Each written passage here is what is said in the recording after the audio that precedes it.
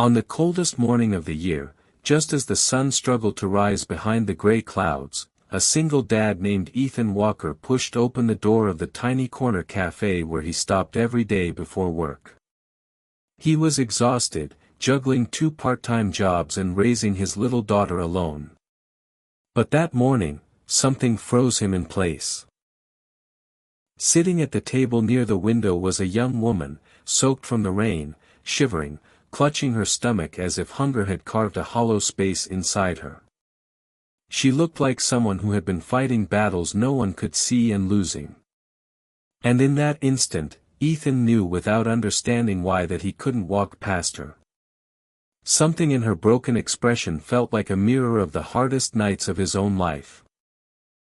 Before the story continues, if you believe in kindness, in second chances, and in the idea that strangers can become miracles in each other's lives, make sure you like, comment, share, and subscribe, and tell us in the comments where you're watching from.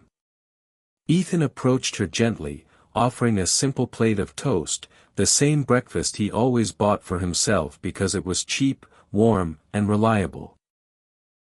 The woman looked at him with wide, fearful eyes at first, then confusion, then a trembling gratitude that made Ethan's chest tighten. Her name, she said softly, was Clara Hayes. She spoke in a voice wrapped in weakness, but polite, as if apologizing for even existing. She didn't tell him why she was soaked, or why she looked like she hadn't eaten in days, or why her hands shook when she held the bread. She only whispered, "Thank you," as though the words themselves hurt to speak.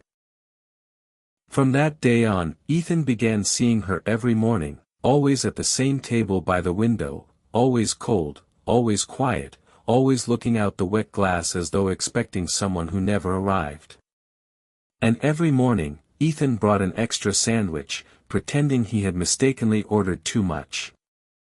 Clara never asked for help, but she never refused it either. She ate with the desperation of someone who had gone far too long pretending she didn't need saving. Ethan didn't have much, barely enough for himself and his young daughter Lily. But kindness cost nothing. And for him, helping Clara felt more natural than ignoring her suffering. Over the next weeks, he noticed things. How she often wore the same clothes. How she flinched at sudden noises. How she avoided eye contact with anyone else. Sometimes she looked like she had cried all night. Sometimes she had new bruises she tried to hide. And always she sat in that same chair as though it was the only safe place she knew that he never pried. He didn't want to scare her away. But he made sure she ate, that she warmed her hands around a cup of tea, that she left the cafe with at least a little strength. And though he didn't know her story, he knew pain when he saw it. He had lived through abandonment, through nights when Lily cried from hunger because his paycheck was late, through moments when the world felt too heavy for one pair of shoulders point. One morning as rain hammered the windows, Clara looked worse than ever. Her eyes were swollen, her breathing shaky, her fingers trembling around the cup Ethan had placed in them. She whispered that she didn't deserve kindness. Ethan simply told her everyone deserved at least one person who cared. She didn't reply, but she cried silently, and he pretended not to see. Days passed, then weeks, and the strange routine became a quiet bond. 2 broken lives meeting in the same corner of the world, finding warmth in small acts of compassion. And then one morning, Clara didn't show up. Ethan waited longer than usual, checking the door every few seconds, worry twisting his stomach. She didn't come the next day either. Or the one after that. He feared something terrible had happened. 3 days later. Just when he had nearly convinced himself she wouldn't return, the cafe door burst open in a way that made every head turn.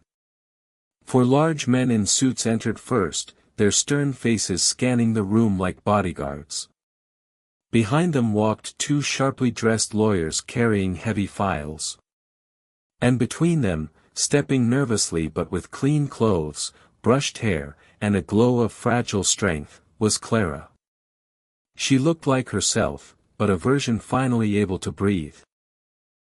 The lawyers approached Ethan directly, and everyone in the cafe fell silent. Clara stood behind them, tears filling her eyes as though seeing him again hurt in the best possible way. The lead lawyer introduced himself and explained that Clara had been missing for months. She was the daughter of a powerful businesswoman who had been searching for her endlessly. Clara had escaped an abusive fiancé who controlled her money, movement, and life. She had lived in hiding, terrified, starving, ashamed to ask for help until she met a stranger who treated her like a human being. The lawyer said Clara had told them everything. Every morning he fed her. Every small act of compassion he gave without expecting anything in return. Every moment he protected her dignity simply by being kind. They said her family wanted to thank him personally. But Clara stepped forward before they could continue. She told Ethan in a trembling voice that he had saved her life. That his kindness had reminded her she was worth more than the pain she had endured. That every morning she only had strength to keep living because she knew he would be there asking for nothing but making her feel seen. And that her mother, upon hearing everything, wanted to do something for the man who had protected her daughter when no one else had found her. Ethan was stunned. He had never imagined Clara had a life filled with wealth, power, or lawyers and bodyguards. To him, she had been just a woman who needed help. Nothing more, nothing less. But the lawyers insisted. Clara insisted. They said her family wanted to pay for Lily's schooling, cover Ethan's debts, move him into safer housing. Ethan refused at first, overwhelmed, but Clara quietly placed a hand over his and told him that sometimes accepting help was also an act of courage. Their worlds were different, but gratitude didn't care about social status. Clara's family eventually became a silent guardian for Ethan and his daughter, not because he asked, but because kindness had a way of multiplying. And Ethan, who had once felt like life was slowly drowning him, suddenly found room to breathe. He didn't feel alone anymore. Clara, slowly healing, visited the cafe, often without the fear that used to live in her eyes.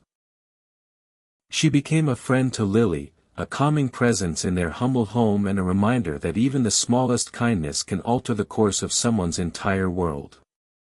If this story touched your heart, please take a moment to like the video, share it, and subscribe to Kind Soul Stories. Your support helps us bring more real emotional stories to life. Before we end, tell us in the comments, what would you have done if you were in Ethan's place?